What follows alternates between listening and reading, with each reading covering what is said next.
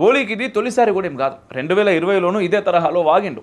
శ్రీరాముడు హిమాలయ దేశమైన నేపాల్లో జన్మించాడని, అయోధ్య అనేది కల్పితమన్నాడు. దీన్నే సాంస్కృతిక దురాక్రమణ అన్నారు పెద్దలు. హోలీ నోటి నుంచి వస్తున్న మాటలు ఆయనవి కావు.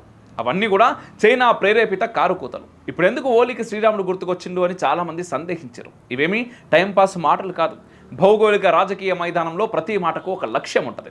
ఉద్దేశాలు, ప్రయోజనాలు దట్టించి చేసే వ్యాఖ్యానాల వెనుక చాలా లెక్కలుంటాయి. భారతదేశంలో అయోధ్య ఉద్యమం రాజకీయ రంగాన్నే కాదు, అశేష జనవాహినిని ప్రభావితం చేసింది. హైందవ చైతన్యానికి కారణమైంది. తన జన్మస్థలానికి బలరాముడు చేరుకున్న తర్వాత దేశంలో ఆధ్యాత్మికత వాతావరణం క్రమంగా విస్తరిస్తూ ఉన్నది. వామపక్ష లౌకికవాదాల పేరుట ఈ దేశంలో సుదీర్ఘ కాలం జరిగిన చారిత్రక ద్రోహానికి కాలం కూడా చెల్లింది. జాతీయవాదం, దేశభక్తి, సార్వభౌమాధికారాలపై ప్రజల్లో కొత్త ఆలోచనలు మొదలైనవి. ఈ స్థితిని పొరుగు దేశాలైన చైనా, పాకిస్తాన్, బంగ్లాదేశ్, నేపాల్ అంగీకరిస్తలేవు. అందుకే భారతదేశ పటాన్ని తప్పుగా చూపించడం, శ్రీరాముడి జన్మభూమి గురించి ప్రేలాపనలు చేయడం, జల వివాదాలను, సరిహద్దు వివాదాలను లేవనెత్తడం చేస్తూ ఉంటాయి.